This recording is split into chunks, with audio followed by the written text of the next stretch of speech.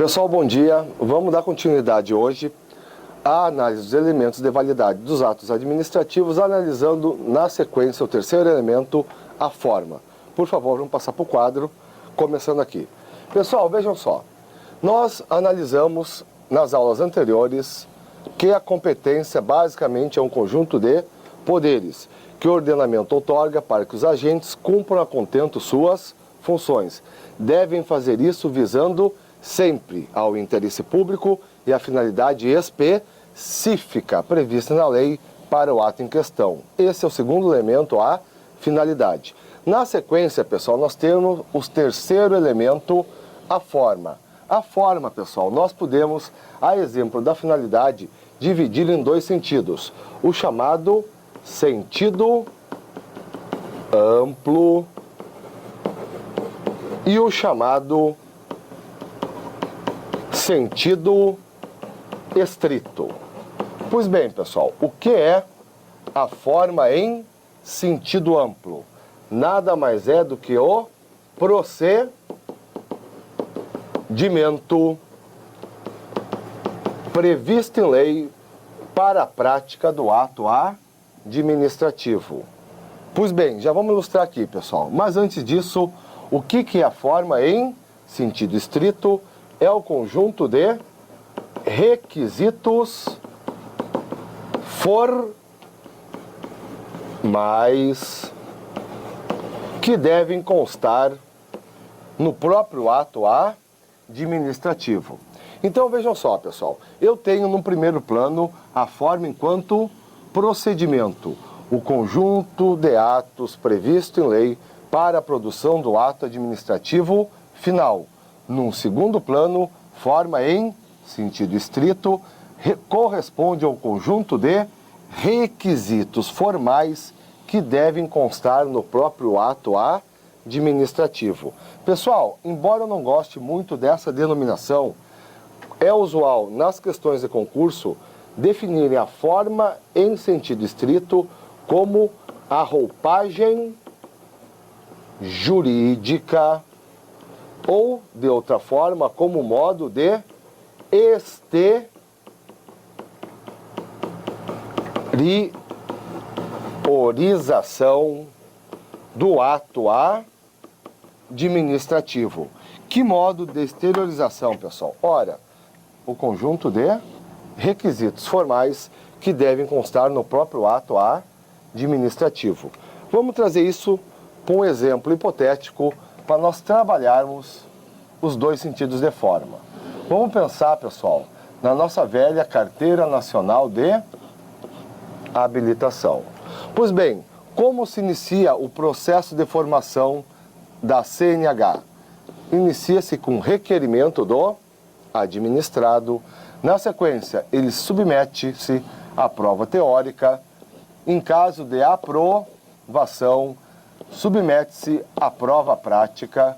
No caso de aprovação, submete-se ao exame psicotécnico. No caso de aprovação, submete-se ao exame médico. Em caso de aprovação, finalmente é expedida a Carteira Nacional de Habilitação. O que é esse conjunto de atos que devem ser produzidos de forma sequencial e ordenada até a produção do ato administrativo final? No nosso exemplo, a CNH, isso aqui é a forma em sentido amplo ou o procedimento. Vejam só, né, pessoal? Creio que tranquilo. Procedimento, forma em sentido amplo é isso, então. É o conjunto de atos que devem ser produzidos de forma sequencial e ordenada até a produção do ato administrativo final. Vejam só, acho que dá para a gente notar que quando eu analiso a forma em sentido amplo, eu não estou olhando o próprio ato administrativo ainda. Eu não estou olhando para a CNH. Eu estou olhando para o quê, pessoal? Para esse conjunto de atos, as provas, as aprovações, que devem ser produzidos como condição obrigatória para que possa ser produzido de forma válida a Carteira Nacional de Habilitação. Pois bem, pessoal, Eu posso então concluir daqui que a forma em sentido amplo analisa o ato de uma perspectiva externa. Está se olhando de fora para fora do ato, no sentido de conjunto de atos que devem ser produzidos como condição prévia de validade. Pois bem, vamos dizer que o procedimento se iniciou com requerimento e chegamos aqui ao seu encerramento com a expedição da CNH. Já analisamos a forma externamente. O que falta agora, pessoal? Falta agora nós adentrarmos no exame da própria CNH. E o que é isso? É a forma em sentido estrito. Então, quando eu passo a olhar, pessoal, para o próprio ato administrativo, eu abandono a forma enquanto procedimento e passo a analisar a forma enquanto conjunto de requisitos formais, que deve constar no próprio ato administrativo. Pessoal, vejam que não fica tão difícil nós entendermos. Tudo que deve constar no próprio ato administrativo, nos termos da lei, corresponde à forma em sentido estrito. Então eu olho para o ato, eu abro a minha carteira nacional de habilitação. O conjunto de requisitos que devem constar obrigatoriamente na carteira corresponde à forma em sentido estrito. Para ilustrar a matéria, pessoal, quais são esses conjuntos de... Quais são especificamente esses requisitos formais? Num primeiro plano, pessoal, é a denominação formal do ato administrativo, ou seja, é o nome que a lei dá para o ato administrativo. No nosso caso, pessoal, Carteira Nacional de Habilitação. Vejam só, nós vamos fechar a explanação falando no objeto, mas vejam que é diferente o objeto, o conteúdo do ato, como nós vamos ver com calma, com a denominação formal. O que eu tenho aqui, pessoal? Qual é a denominação formal no nosso exemplo? Carteira Nacional de Habilitação. Qual é o conteúdo, qual é a natureza do ato que corresponde ao objeto? É uma licença para dirigir veículos em via pública conferida a certa pessoa por determinado período. Então a natureza que corresponde ao objeto é de licença. Já a denominação formal se refere à forma em sentido estrito, é a Carteira Nacional de Habilitação.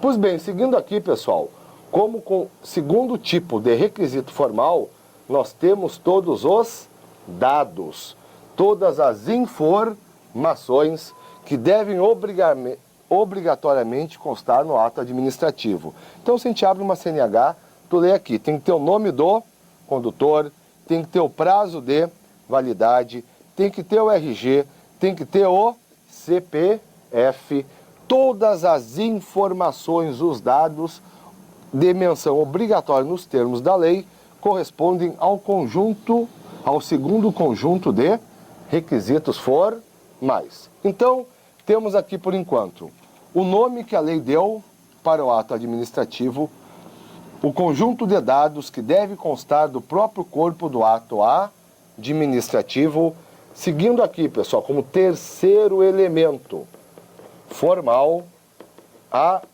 famosa motivação, que nós vamos voltar a falar com muita calma dentro do motivo.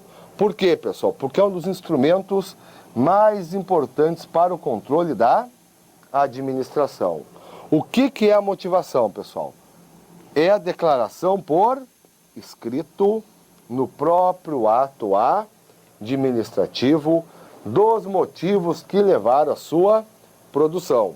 Então vejam só, daqui a pouquinho, na próxima aula, nós vamos entrar no motivo.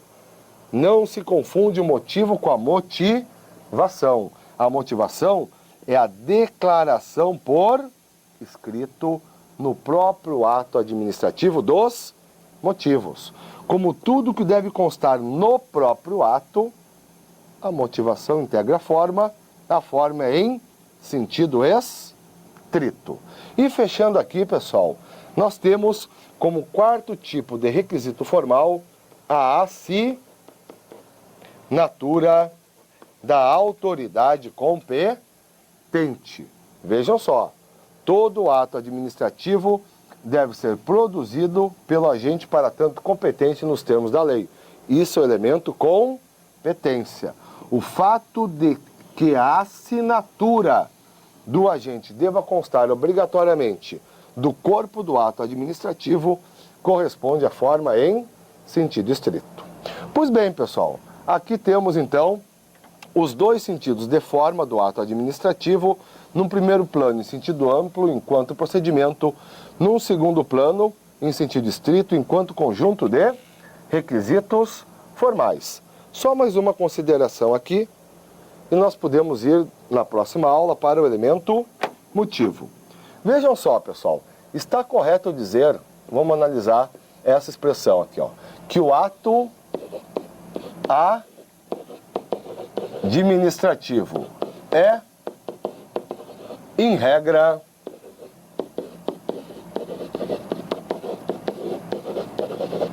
formal e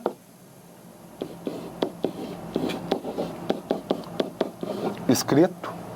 Vejam só, pelo que nós colocamos até aqui, né, pessoal, a princípio está tranquilo nós considerarmos que essa definição, essa assertiva está correta.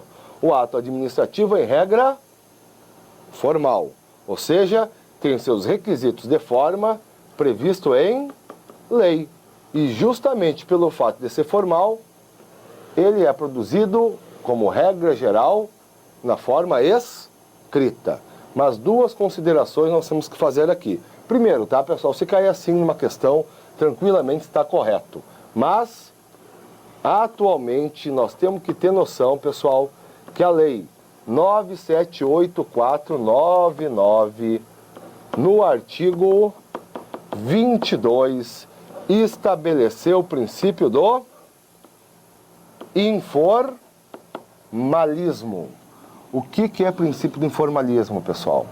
Que os atos do processo só devem seguir uma forma determinada quando expressamente prevista em lei. O que é isso, pessoal? É uma nova perspectiva que, de certo modo, quebra a forma como nós trabalhamos a matéria aqui. Quando que está correto essa perspectiva? Quando que está correta a que nós trabalhamos aqui hoje na aula?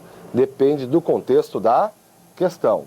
Se nós estivermos numa questão abordando a lei 978499, ou seja, que todas as alternativas tratem de tópicos da lei, adotamos o conteúdo do artigo 22, princípio do informalismo. Se nós estivermos numa questão de ato administrativo, aceitamos esse posicionamento, essa forma de trabalhar a matéria, que nós apresentamos aqui na aula, no sentido do formalismo, ou seja, que os requisitos formais do ato devem seguir a determinada forma prevista em lei.